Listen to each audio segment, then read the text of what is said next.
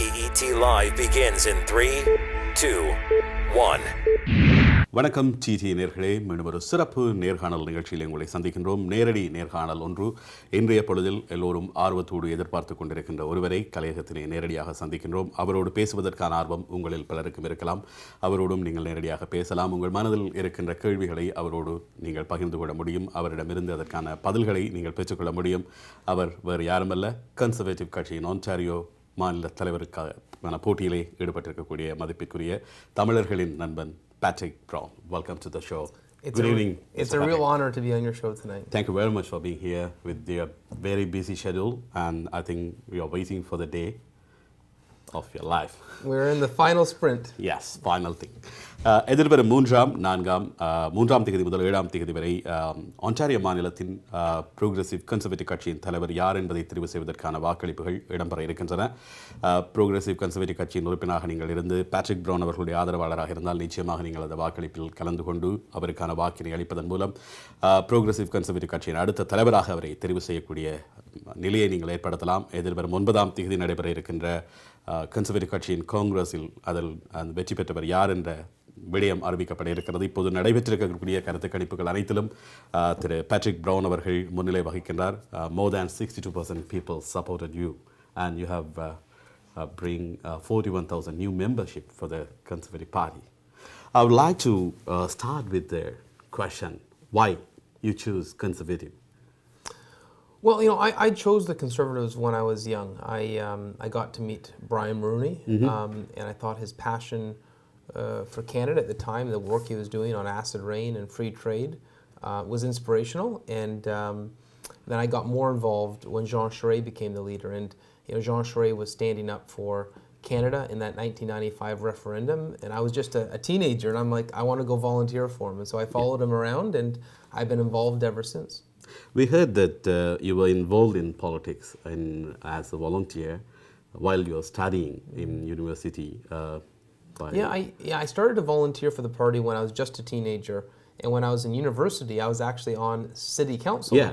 So I was a city councilor when I was in university, when I was in law school, spent 2 terms on city council, and practiced law briefly, but then I got elected a member of parliament, and I've spent the last 3 terms, almost the last 10 years, in the House of Commons representing the city of Barrie.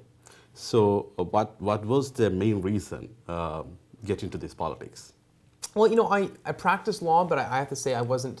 You started your law firm too, no? In Barrie. Yeah, but I wasn't excited to go to the courthouse. I find with public service, with politics, I feel like I'm improving the city and the country that I live in, and for me, it doesn't feel like work. It feels like a vocation. It feels like, life is precious, and you want to make the most of it. And I really feel that public service is an opportunity to leave a lasting impact. You started helping the MPPs, but you ended up with as an MP. Now you came back to MPP. So why this round? Well, and a lot of people are saying, Patrick, you're very popular in Barrie. You win by 21,000 votes. Why would you leave a safe seat? Well, I'm leaving to run for Premier of Ontario because I believe the province has not been managed well. And I looked at the PC party. I thought the previous leadership, they blew the election. And I'm worried about Ontario. Ontario used to be the economic engine of Canada. We're losing jobs. Young people are finding it more difficult to get work. The hospitals are under intense pressure. I want to help Ontario. I want to make Ontario the greatest place to live. But I think you have already admitted that the previous leadership had some issues, but that was the major issue for your setback, your party's setback in the last election. Yeah, and I'll be honest, I don't think you were talking about the jobs and you want to create the jobs, but your party announced that they want to cut the jobs. And I've been very critical. It's one of the reasons that I want to clean house is, I looked at the party and I thought Ontario wants change. Ontario was fed up with this government. There was scandals and mismanagement. But then our party came out with a pledge to cut 100,000 jobs. And I was thinking, what were they thinking? And that's why I want a reset. Frankly, I don't think Kathleen Wynne won the election. I think the PCs lost it. And I was so frustrated, and that's one of the reasons I'm running, is that I want to make sure that never again do the party shoot themselves in the foot. We need to this province needs change. This province needs someone to focus on the economy, to clean up the corruption that's occurring at Queen's Park. But my party did a very poor job at providing that voice for change. So finally, you were admitting that the election was won by the Liberals. It's not they have won. It's not The Conservatives winning. blew it. The Conservatives have given their win to gave them. it away. The gang running the party, I thought did a horrible job, and that's why I'm coming in to change it, to clean house. We need a reset, and we're going to get a new group that is going to focus on making sure that we run practical and pragmatic campaigns with a realistic platform that inspires Ontarians in the next election. ஆன்டாரியோவின் progressive conservative கட்சியின் தலைமைக்கான தேர்தலில் ஈடுபட்டிருக்கக்கூடிய Patrick brown அவர்களோடு நேரடியாக இந்த நேர்காணலில் சந்தித்திருக்கின்றோம். அவரோடு நீங்களும் பேசலாம். கன்சர்வேட்டிவ் கட்சியின் எதிர்காலம் எவ்வாறு இருக்கப் போகிறது, பேட்ரிக் பிரவுன் அவர்களுடைய தலைமையிலே கன்சர்வேட்டிவ் எவ்வாறு இந்த மாகாணத்தில் மாற்றங்களை கொண்டு வர முனைகிறது என்பது போன்ற கேள்விகள் உங்களுக்கும் ஏற்படலாம். அந்த கேள்விகளோடு நீங்கள் இந்த நிகழ்ச்சியில் திரையில் தெரிகின்ற தொலைபேசி இலக்கங்கள் வாயிலாக இணைந்து கொண்டு பேட்ரிக் பிரவுன் அவர்களோடு உரையாடலாம். 4162913761 4162919025 அவரோடு இதுவரை உரையாடியதன் ஒரு சாராம்சத்தை எங்களோடு பகிர்ந்து கொள்ள விரும்புகின்றோம். மிக இளம் வயதில் அரசியலின் பால் ஈடுபாடு கொண்டு அரசியல் செயற்பாடுகளில் ஈடுபட்டவர். பேரி பகுதியில் இருந்து கவுன்சிலராக தன்னுடைய அரசியல் பயணத்தை ஆரம்பித்தவர். அதன் பின்னர் நேரடியாக பாராளுமன்ற அரசியலுக்கு அவர் சென்றார். ஆனால் அவர் பாராளுமன்ற அரசியலுக்கு செல்வதற்கு முன்பாகவே இங்கே மாகாண சபை உறுப்பினர்களுக்கு வாலண்டியராக தொண்டர் அடிப்படையில் பல்வேறு உதவிகளையும் செய்து வந்தவர். அதன் அடிப்படையில் நீண்டகால அரசியல் அனுபவம் அவர்களுடைய செயல்பாடுகளின் வழியாக அவருக்கு கிடைத்திருக்கிறது. ஒரு சட்டத்தரணியாக தன்னுடைய இளம் கலைமானி பட்டத்தை அரசியல் துறையில், political science is your first degree and you major in low. இளம் கலைமானியில் அரசியல் பிரிவிலையும் அதை தொடர்ந்து முதுகலை சட்டத்துறையிலும் பயின்றவர். அந்த வகையில் ஒரு சட்டத்தரணியாக தன்னுடைய தொழிலை பேரி பகுதியில் ஆரம்பித்தாலும் கூட அதன் மீதான நாட்டம் குறைவு.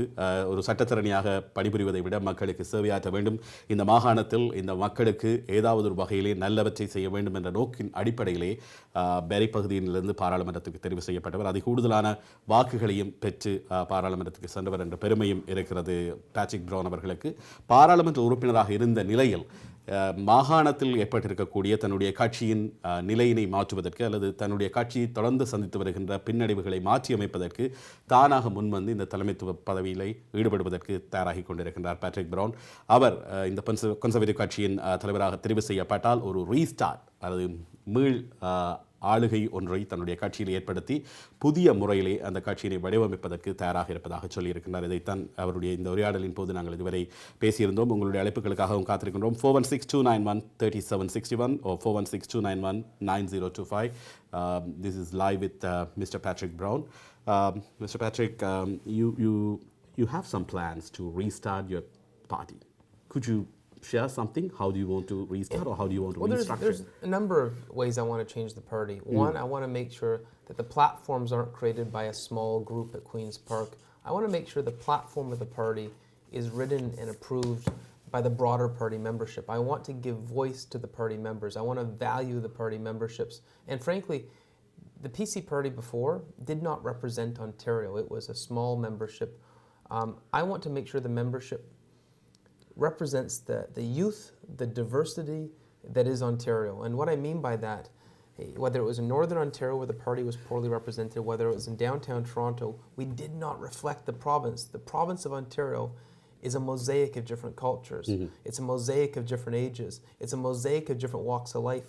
And the party that I've been trying to build, the party that I brought 40,000 memberships into, is very different today. Because we have leaders in every community, whether it's Tamil or firefighters or police or nurses or Gujaratis. We have a wide variety, and I think that's a good thing for the party. The 41,000 within a short span of time is surprising for everyone, not only your party, surprising for other parties as well. During that time of collecting those kind of large membership, what kind of challenge you faced, or what kind of comments you heard about your party? This is a gigantic province, so the challenge was trying to travel everywhere. But let me say, one of the real secrets to my success is that I have been blessed with friendships in the Tamil community. And the largest sale of memberships on my campaign was from the Tamil community. And I have to say, I think every other province, every other premier, every other person who aspires to run for prime minister, if we have a future conservative leadership, I think everyone's going to look what happened here in Ontario and say, wow, the Tamil community is to be respected, to be listened to, because this is one organized, loyal, powerful community. And this has never happened before, where one community was so well organized, so united behind one candidate.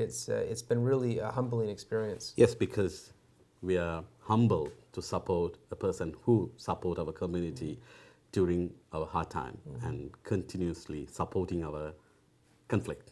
So Tamil சமூகத்தின் மிகப்பாரிய பங்களிப்பு தான் அவரை இந்த நிலைக்கு இட்டுச் சென்றிருப்பதாக அவர் ஒப்புக்கொண்டிருக்கின்றார். பெருமையோடு தமிழர்களாக நாங்கள் எல்லோரும் அதை அனுபவிக்கக்கூடிய ஒரு நிலையை ஏற்படுத்தியிருக்கின்றார். கனடாவை பொறுத்தவரையிலே இருக்கக்கூடிய தேசிய அரசியல் கட்சிகள் தமிழ் சமூகத்தை எவ்வளவு தூரம் எப்படியான கண்ணோட்டத்தோடு பார்த்தன என்பதை இவருடைய வருகையும் இவர் சேகரித்திருக்கக்கூடிய அந்த 41,000 பேர் என்கின்ற அந்த அங்கத்துவத்தில் தமிழர்களுடைய மிகப்பெரிய பங்களிப்பும் ஏனைய கட்சிகளையும் ஏனைய அரசியல்வாதிகளையும் தமிழ் சமூகம் குறித்த ஒரு பெருமிதமான பார்வையினை ஏற்படுத்துவதற்கு காரணமாக அமைந்திருக்கிறது. அந்த வகையில் தமிழ் சமூகம் இந்த நாட்டில் மிக காத்திரமான ஒரு பங்கை வழங்கக்கூடிய ஒரு சமூகம் என்பதை பேட்ரிக் பிரவுன் அவர்களுடைய இந்த தேர்தல் உணர்த்தி கொண்டிருக்கிறது. அல்லது அவருடைய வெற்றி என்பது தமிழ் சமூகத்தின் வெற்றியாக அடையாளப்படுத்தக்கூடிய ஒரு நிலையினை அவருடைய தமிழ் சமூகத்தின் மீதான ஈடுபாடும் அவரை நோக்கி தமிழர்கள் அணிதிரண்டிருக்கக்கூடிய அந்த நிலையும் ஏற்படுத்தியிருக்கிறது.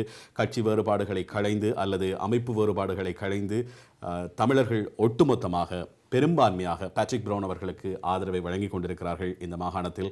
அதுதான் அவருடைய வெற்றியை நோக்கிய அந்த பயணத்திற்கு தமிழ் சமூகம் தன்னுடைய மிக முக்கியமான பங்களிப்பை வழங்கியிருப்பதாகவும் அவர் நேரடியாகவே ஒப்புக்கொண்டிருக்கக்கூடிய இந்த நிலையை நாங்கள் பெருமையோடு எடுத்துக்கொள்கிறோம். Having said that, I would like to hear from you. When did you hear about our community first time in your life, about the Tamil community, first time in your life? Well, it dates back to 2009, actually.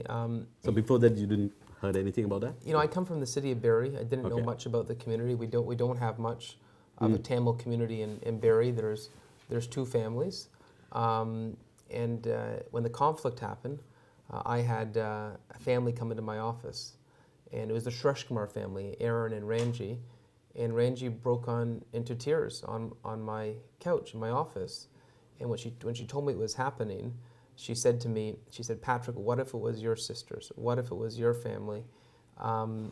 And my heart went out. I said, if it was my family, I'd be protesting on the Gardiner Expressway. And she says, exactly. And she says, we need you to be our voice in Ottawa. And ever since that encounter, you know, I've walked very closely with the Tamil community. ஒரு குடும்பம் பெரியிலே மிக குறைவான தமிழர்கள் தான் வாழ்ந்து கொண்டிருக்கிறார்கள். அப்படியான நிலையிலே 2009ஆம் ஆண்டு தமிழர்கள் மீது மேற்கொள்ளப்பட்ட இன அழிப்பு நடவடிக்கையின் போது அந்த இன அழிப்பின் துயரத்தை தாங்க முடியாத அந்த குடும்பத்தின் உறுப்பினர்கள் Ranji's family, you have mentioned. அவர்கள் பேட்ரிக் பிரவுன் அவர்களுடைய அலுவலகத்திற்கு சென்று தங்களுக்கு நடைபெறுகின்ற இலங்கையிலே நடைபெறுகின்ற எங்களுடைய மக்களுக்கு நடைபெறுகின்ற அநீதிகளை சொல்லி அழுதிருக்கின்றார். அதன் போதுதான் தமிழர்கள் என்ற ஒரு இனம் அழிக்கப்பட்டு கொண்டிருக்கிறது, அதன் மீது அடக்குமுறை பிரயோகிக்கப்பட்டு கொண்டிருக்கிறது, ஒரு இன அழிப்பு நடைபெற்றுக் கொண்டிருக்கிறது என்ற தகவல்கள் எல்லாம் அவர் தெரிந்து கொண்டார். அன்று முதல் தான் அவர் தமிழர்களுக்கு நெருக்கமான நண்பரானார். ஆனால் அவர் நண்பரானது மட்டுமல்லாமல் தமிழர்களுக்காக குரல் கொடுக்கின்ற மிக முக்கியமான ஒரு அரசியல் பிரமுகராகவும் கனேடிய அரசியல் உலகில் மட்டுமல்லாமல் சர்வதேச அரசியல் அரங்கிலும் கூட அவரை முன்னிலைப்படுத்துவதற்கு தமிழர்கள் என்றும் தயங்கவில்லை. I think you have traveled various places to represent Tamil during the wartime. Well, you know, what really sparked it for me is when I heard what happened in Sri Lanka, I wanted to go investigate. I wanted to go get more evidence. So I applied to go to Sri Lanka. I bought my airplane ticket, and I applied for my visa. But then the Sri Lankan government denied my visa. And I said to myself, what my constituents said, what Ranji said, must be true, because why else would they deny a parliamentarian their visa? And I realized to myself, I wasn't dealing with just a bad situation. I was dealing with a government that was evil. And after that point, I got really involved. I organized a movie screening in Ottawa, the Channel 4 documentary to show MPs, to educate MPs. There was a Sri Lankan High Commissioner who was doing propaganda. She was going to MP's office saying, oh, Tamils are just all tigers and terrorists. And so I made it my job. Every time she visited an MP's office, I would go to that MP's office afterwards and say, here's the Channel 4 documentary. But I realized I couldn't just spread the word in Ottawa. I needed to go beyond that. And that's why I traveled to New York, I traveled to Geneva, and I was giving speeches saying the world must investigate this genocide. And by the way, genocide. Genocide. Yeah. Don't say war crimes, don't say human rights abuses, genocide. And I have to say that, you know, we went through quite a journey. When we began this journey with Ranji, people were still saying in Ottawa, Tamils, terrorists, tigers, stuff that just makes you feel very wrong. But over that time, we got more and more MPs involved. And I remember in 2011 at Trinidad and Tobago Commonwealth, our foreign minister said we need to investigate. But what was really the turning point for me was 2013 when our prime minister boycotted the Commonwealth. I said to myself, you know what? Canada's taken a stand of principle in the world, and this shows that political activism, political engagement works, because we took a situation where no one was listening to the point that we have the Prime Minister of Canada speaking on our behalf and calling out this wretched government for what they are. And it's a long journey, but let me say, it's not over yet.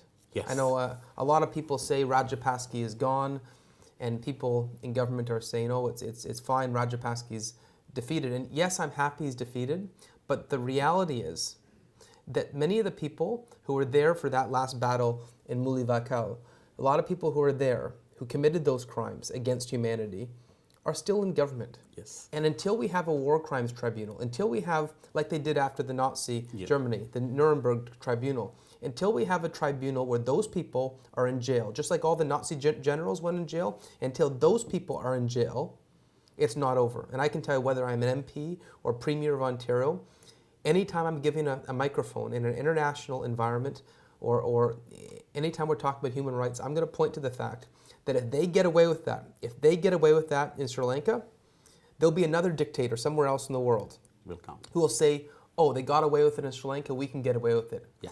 So, we say never again. We said that after Rwanda, we said that after Germany. Well, this is our test. Those people have to be in jail. Those people have to be convicted for crimes against humanity. As a Tamil-speaking person and a representative of Tamil community, I would like to say thank you. Thank you very much for all your commitments, all your hard work, and all your support towards our community.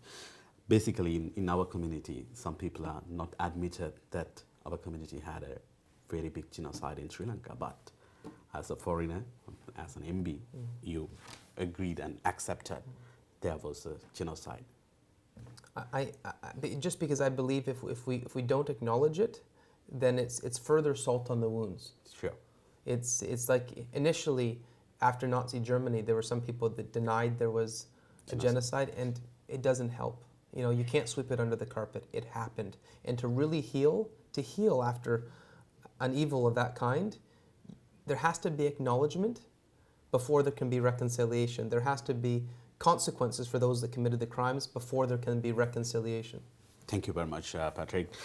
தமிழர்களுக்கு நிகழ்ந்தது ஒரு இன அழிப்பு என்பதை வெளிப்படையாக ஒப்புக்கொண்டு வெளிப்படையாக அது குறித்து பேசிக் கொண்டிருக்கின்ற மிக முக்கியமான ஒரு அரசியல் ஆளுமையாக பேட்ரிக் ப்ரவுன் அவர்களை நாங்கள் பார்க்க முடிகிறது. இங்கு மட்டுமல்லாமல் சர்வதேச அரங்கிலும் நியூயார்க் ஆகட்டும், ஜெனீவாவாகட்டும், இங்கு இருக்கக்கூடிய கனடிய பாராளுமன்ற உறுப்பினர்கள் மத்தியிலாகட்டும் தமிழர்களுக்கு நிகழ்ந்தது ஒரு இன அழிப்பு என்பதை அழுத்தமாக தெரிவித்து வருகின்றவர் திரு பேட்ரிக் ப்ரவுன். அதன் காரணமாகத்தான் இன்று ஒட்டுமொத்தமாக தமிழ் சமூகமே அவர் பின்னால் அணிவகுத்து நிற்பதை நாங்கள் காணக்கூடியதாக இருக்கிறது. அது தமிழர்கள் எல்லோரும் அவருக்கு ஆதரவளிக்க வேண்டிய கடப்பாடுடையவர்களாகவும் இருக்கின்றோம். அதுதான் நான் முதலில் குறிப்பிட்டது போல கட்சி வேறுபாடுகளை கடந்து ஒரு தமிழனாக எல்லோரும் பேட்ரிக் ப்ரவுன் அவர்களுக்கு ஆதரவளிக்க வேண்டிய கடப்பாடு இருக்கிறது. ஏனென்றால் அவர் கட்சி வேறுபாடுகள் இல்லாமல் ஒட்டுமொத்தமாக ஒரு இனத்திற்கு மேற்கொள்ளப்பட்டது இன அழிப்பு என்பதை ஆணித்தரமாக பல சந்தர்ப்பங்களில் பல தடவைகளில் கூறி வருகின்றார். அவருடைய முன்னெடுப்பின் காரணமாகத்தான் 2013ஆம் ஆண்டு கனேடிய அரசாங்கம், கன்சர்வேட்டிவ் அரசாங்கம், இலங்கையில் நடைபெற்ற காமன்வெல்த் பொதுநலவாய அமைப்பு நாடுகளின் மாநாட்டில் கலந்து கொள்வதில்லை என்கின்ற உறுதியான முடிவை எடுத்து அதை உலகத்திற்கு மிக முக்கியமான ஒரு செய்தியாக சொல்வதற்கு கன்சர்வேட்டிவ் கட்சி கட்சியின் உறுப்பினர்களில் மிக முக்கியமாக பேட்ரிக் பிரவுன் அவர்களுடைய பங்களிப்பு மிக மிக முன்னுதாரணமாக இருந்தது. அவருடைய எழுச்சியும் அவர் கன்சர்வேட்டிவ் கட்சி உறுப்பினர்களோடு மட்டுமல்லாமல் ஏனைய கட்சிகளின் உறுப்பினர்களோடும் சென்று உரையாடி சேனல் 4-இன் கில்லிங் ஃபீல்ட்ஸ் தொடர்பான அந்த காட்சிகளை பகிர்ந்தமை காரணமாகத்தான் கனடிய அரசாங்கமும் ஏனைய கட்சிகளும் கூட ஒன்றிணைந்து இலங்கையில் நடைபெற்ற பொதுநலவாய அமைப்பு நாடுகளின் மாநாட்டை புறக்கணிக்கின்ற தீர்மானத்தை ஏகமனதாக நிறைவேற்றியிருந்தார்கள். தமிழர்களுக்காக என்று மட்டுமல்ல, ஒட்டுமொத்தமாக உலகத்தில் எங்கும் மனித உரிமை மீறல்களும் இன அழிப்பும் நடைபெறுகின்ற போது அதற்கு எதிராக குரல் கொடுக்க வேண்டும். அது இலங்கையிலே அவ்வாறு குற்றமிழைத்தவர்கள் தண்டிக்கப்படாமல் தப்பிச் செல்வதற்கு வழிவகுத்தால் வேறு எங்காவது ஒரு இடத்தில் இன்னும் ஒருவர் அதே போன்ற குற்றத்தை இன்னும் ஒரு இனத்தின் மீது இழைத்து விடுவார் என்ற பேட்ரிக் பிரவுன் அவர்களுடைய கருத்து தான் கனடிய அரசாங்கத்தின் நிலையில் மாற்றங்களை கொண்டு வந்திருக்கிறது. அதே போல தொடர்ச்சியாக அவர் தமிழினத்திற்கு இழைக்கப்பட்டது ஒரு இன அழிப்பு என்பதை வலியுறுத்தி வருகின்ற பெருமைக்குரியவர். அந்த வகையிலே நன்றியோடு அவரை நினைவு கூர்ந்து நாங்கள் இந்த நேர்காணலில் ஒரு சிறிய இடைவெளி எடுத்துக்கொண்டு மீண்டும் பேசப் போகின்றோம். Please stay tune with us with Patrick brown.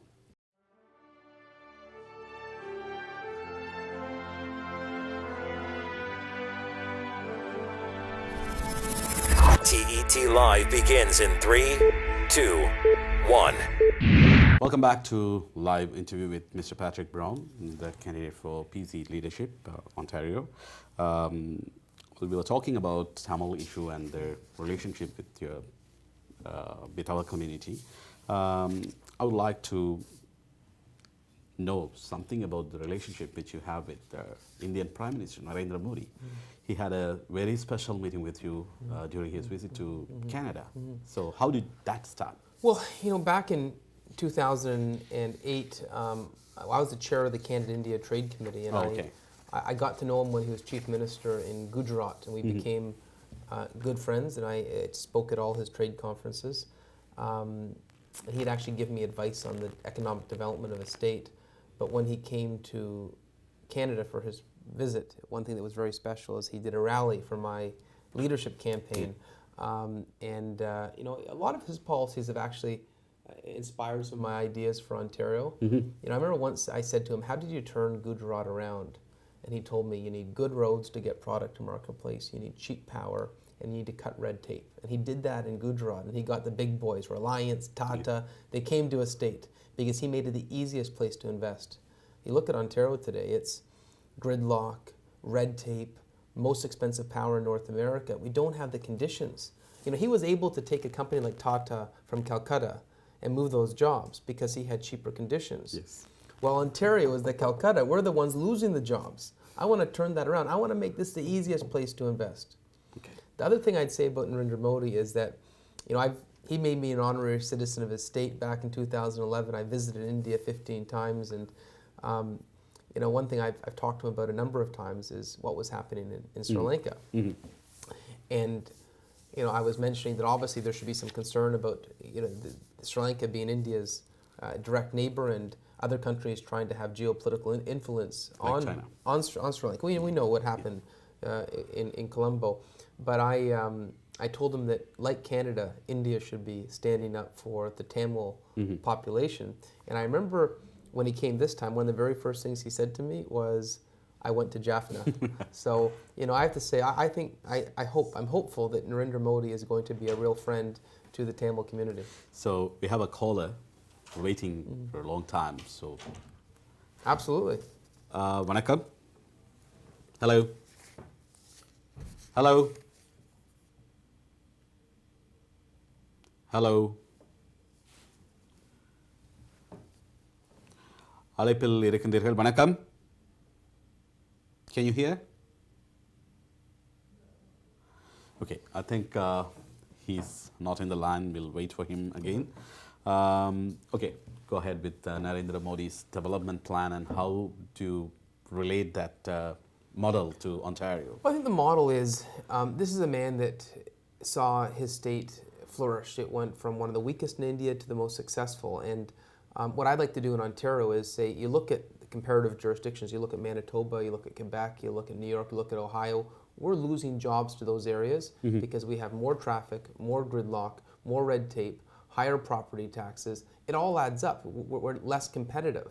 And now the Liberals want to bring in a job-killing pension scheme. They want to bring in this cap and trade system. It's just more weight on the backs of business. And the lesson from Narendra Modi and Gujarat is you make your state the easiest place to invest. You make your jurisdiction the easiest place to invest, and you can flourish. It will bring businesses there. That's what I want to do for Ontario. Would you think that's possible in the near future, or it will take more time to make it happen in Ontario? I would say I just watch. I think you have to. I'd say actually first I got to win the next election, but Yeah. I'd say just watch me. Okay. You know, I remember the story that he told me about Tata. He asked, they were gonna it was gonna take a year for them to get their permits in Calcutta. He told Ratan Tata, "You'll have your permits in Gujarat in 3 days," and they moved. I want to go to businesses around North America and say, "You want to come to Ontario? We'll have those regulations passed. We'll make this the spot to locate." I want to make Ontario the easiest place to locate. So you have very big 2 challenges ahead of you. First is that 3rd to 7th election to become the PC's leader. So tell us something about the major challenge you faced with only one candidate against Well, you. we have an enormous challenge. We have to bring out 41,000 people to vote. You succeed on that. So, yeah. So now we need to make sure that everyone actually votes. Okay. And so the voting is open this Sunday from 11 to 5 p.m. And I want to make sure everyone that signed a PC membership card gets out and votes. It's so important. So that's very important. 41,000 பேர் அவருக்கு Hello? ஆதரவாக இருக்கிறார்கள் என்பது முக்கியமல்ல. வணக்கம். Hi. Hi. My name is Nalani. I just had a question. Like, I'm getting out of school now, and I'm really nervous to go into a job field, knowing that there aren't many jobs available for people that don't have as much experience and for younger people. So I just want to know if, I guess, Patrick Brown, if he is elected premier, like, will there be promises for jobs for younger people and people with less experience? Not only your question, I think it's all of our question. Yeah, very, very good question. I think what the problem in the education system today is we're graduating young people for jobs that existed 10 and 15 years ago, not the jobs that exist today and tomorrow. You know, the reality is last year we graduated 9,000 teachers for 5,000 teaching positions. 75% of young teachers can't even find a job. Conversely, I was up in Sudbury at Cambrian College talking to the students of the Powerline program, 24 graduates, 300 job offers. The reality is if you look at education systems in Germany and the Nordic countries, they tailor education to employment. In Ontario, we say study whatever you want. It doesn't matter if there's a job. It's wrong. And the only thing that Kathleen Wynne seems to be focused on right now is adding additional courses in sex education. And I say instead of new courses in sex education, let's focus on making sure young people have jobs. Let's make sure young people actually have jobs when they graduate. Thank you very much. I think. Okay, thank you. Thank you. நீங்களும் அழைக்கலாம்.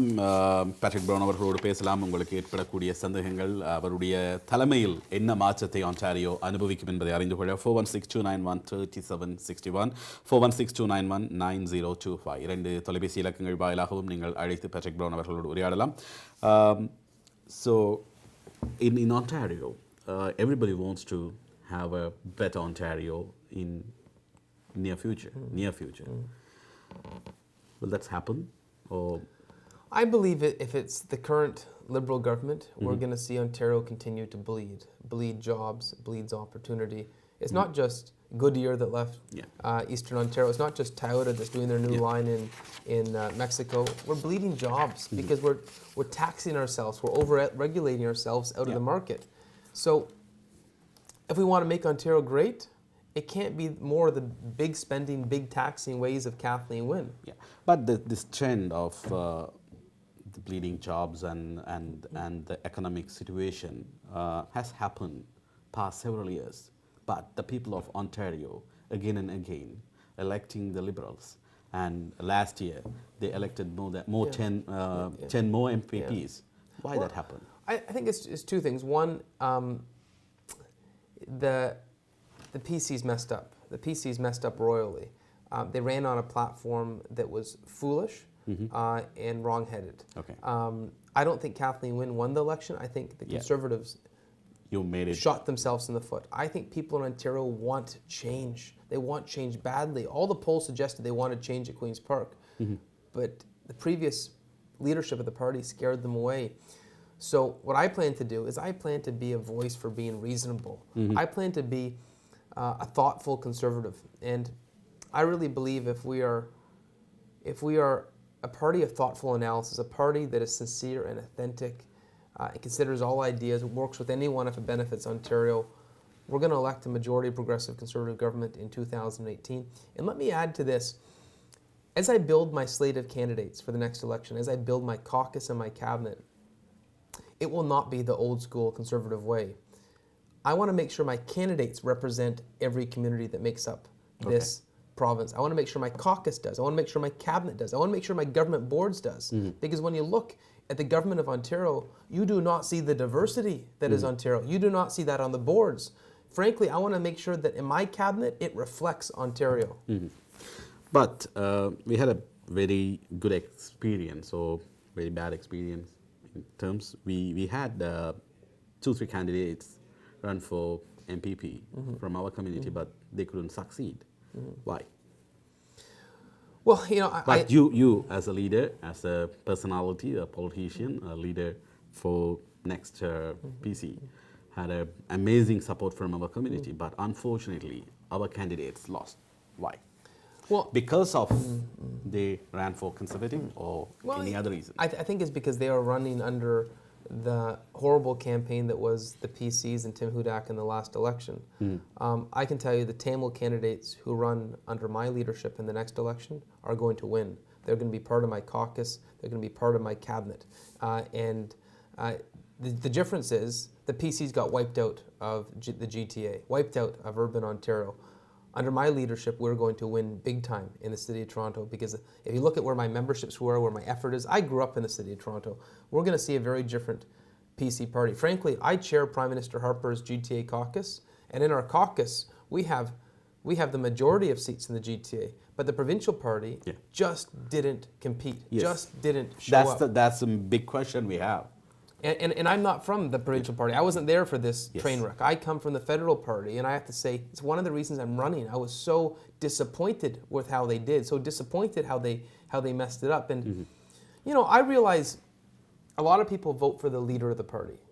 A lot of people vote for the leader's platform. And we had, in some cases, good candidates who lost, not because they were not good candidates, but because the party, the central party, let them down. That's not going to happen next time. And let me add this. A number of my friends in the community have said that if I am elected Premier of Ontario, we will have our very first Tamil Premier of Ontario. So it's not just going to be Tamil candidates. I intend to be the first Tamil Premier of Ontario. So you have to say Vanakkam. Vanakkam, Nandri. Nandri. What are your major areas for focus on your next term or on your new term with PCs? Well, you know, I want to rebuild the party. I want to make it a grassroots organization. I want to build a platform by reaching out to stakeholders, members, leaders around Ontario. And I want to have a very active presence around Ontario. We're not going to write off any part. I'll be active in the North. I'll be active in the GTA. You know, we're going to build a real, meaningful grassroots organization. For Ontario, what are the plans or what are the major issues affecting this province, and what are the focus points if you are... There are a number of areas. We have to get gridlock under control in the GTA. It is an economic hurdle. We have to get hydro prices under control. The Liberals' wind turbines around the province have caused hydro prices to skyrocket. We have to end the failed Green Energy Act because we need to have affordable hydro prices. How can you compete as a business? So do you think that's a possible way to reduce the hydro prices, or do you have any mechanism to reduce it? Oh, absolutely. The Green Energy Act at some points was paying They people... tried and they failed it. It failed, but here's the problem. Even though it's failing, they're still issuing more of it.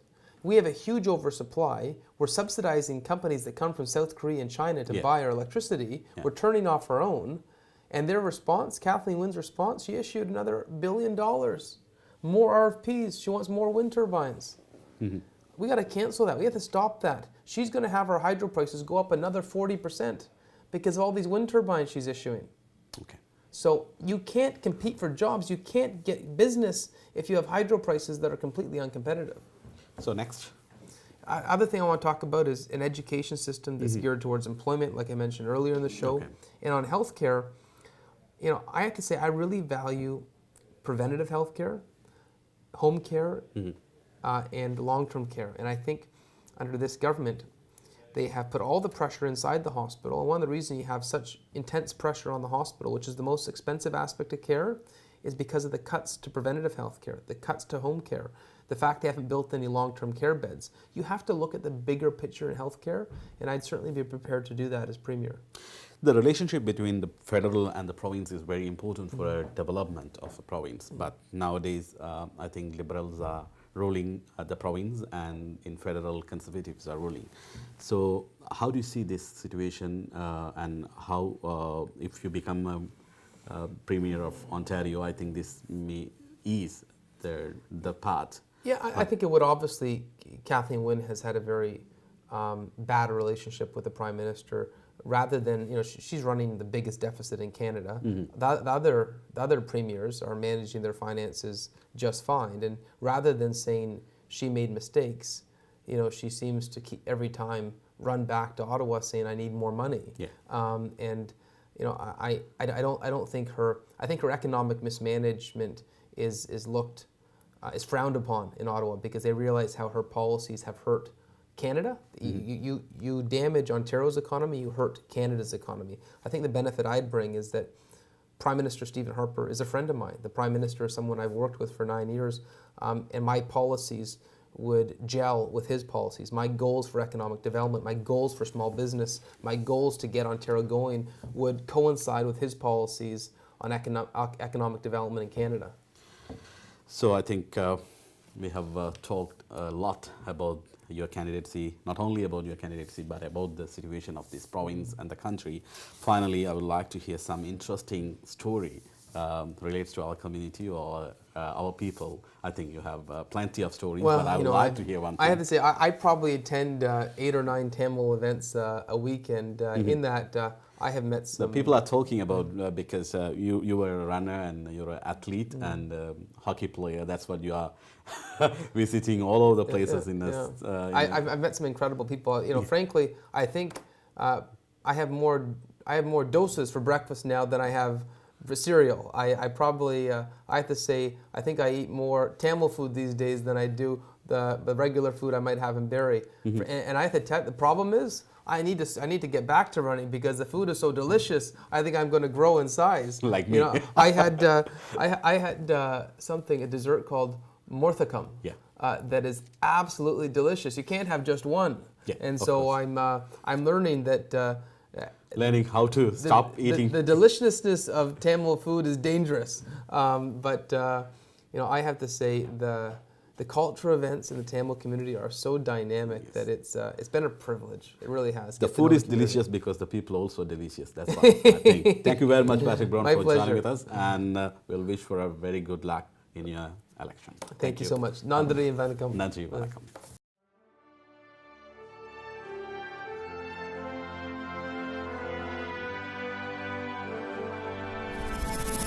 TET Live begins in 3, 2, 1.